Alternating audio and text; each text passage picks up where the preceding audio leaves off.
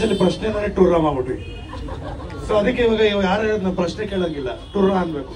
So ಬಟ್ರೆ ನಿಮ್ಗೊಂದು ಟುರ್ರ. So ಹಾಗಾಗಿ ಅದು ಟುರ್ರ ಹಾಗೆ ಸಾಕ್ತಾ ಇದೆ. ಯಾರ ಜೊತೆ ಇರ್ಬೇಕಾದ್ರೆ ಮಾತ್ರ ತುಂಬಾ ಹೊತ್ತು ಹತ್ರ ಮಾತಾಡಕ್ ಆಗಲ್ಲ.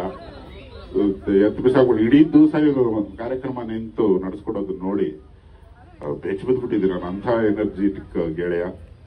ನನಗೆ ಯಶ್ ಅವರ ಎನರ್ಜಿ ಕೂಡ ಸಿಕ್ಕಾಪಟ್ಟೆ ಇಷ್ಟ ನನಗೆ. ನನಗೂ ಆತ ಗೆಳೆಯ. ಆತನ ಸೆನ್ಸ್ ಆಫ್ ಹ್ಯೂಮರ್ ಕೂಡ ತುಂಬಾ ದೊಡ್ಡದು.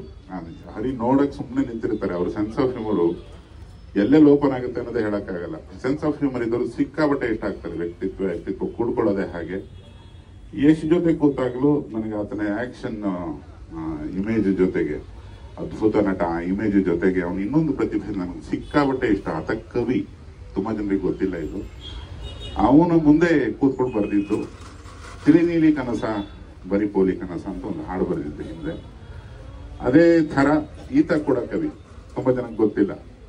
3 ಸಾಲ ಮೇಲೆ ಬರೆಯಲ್ಲ, ಪೇಷನ್ಸ್ ಇಲ್ಲ ಇವನಿಗೆ. ಹಿಂದೆ ಬರಹಗಾರ ತುಂಬಾ ಕೇಳ್ಕೊಂಡೆ, ನಿಮ್ಗೆ ಅವೆಲ್ಲ ಕೆಲಸ ನಮ್ಗೆ ಕೂತ್ಕೊಂಡು ಬರೆಯಕ್ ಆಗಲ್ಲ ಅಂದಿದ್ದ.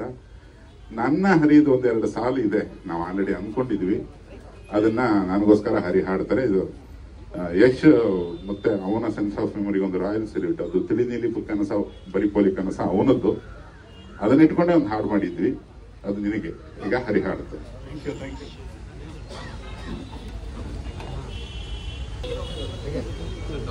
ಹಾಡ್ತಾರೆ. ಜೊತೆಗೆ ಅದಕ್ಕೆ ಮತ್ತೊಂದು ರಾಜಧ್ವನಿ ವಿಜಯ್ ಪ್ರಕಾಶ್ ಸರ್ ಕೂಡ ಧ್ವನಿಗೂಡಿಸ್ತಾರೆ ಅನ್ನೋದು ಇವತ್ತಿನ ಕಾರ್ಯಕ್ರಮದ ಸಾಹಸ. ಸರ್, ನನಗೆ ಭಟ್ರು ಬರಕ್ ಮುಂಚೆ ಕೇಳ್ತೀನಿ ಈ ಪ್ರಶ್ನೆ, ಅವ್ರು ಕೇಳಲ್ಲ ಬೇಡವಾ? ಒಂದು ಲವ್ ಟ್ರಯಾಂಗಲ್ ಮೇಲೆ ಒಂದು ಸಾಂಗ್ ಕೇಳ್ಬೇಕು ಸರ್. ನಾನು ಬಹಳ ಒಂದು ಕಾಂಪ್ಲಿಕೇಟೆಡ್ ಲವ್. ಅದು ಸಾಹೇಬ್ರು ಇದ್ದಾರೆ. ದೋಸೆಗೆ ಚಟ್ನಿ ಮೇಲೆ ಲವ್ ಆಗಿದೆ, ಅದ್ರ ಚಟ್ನಿಗೆ ಇಡ್ಲಿ ಮೇಲೆ ಲವ್.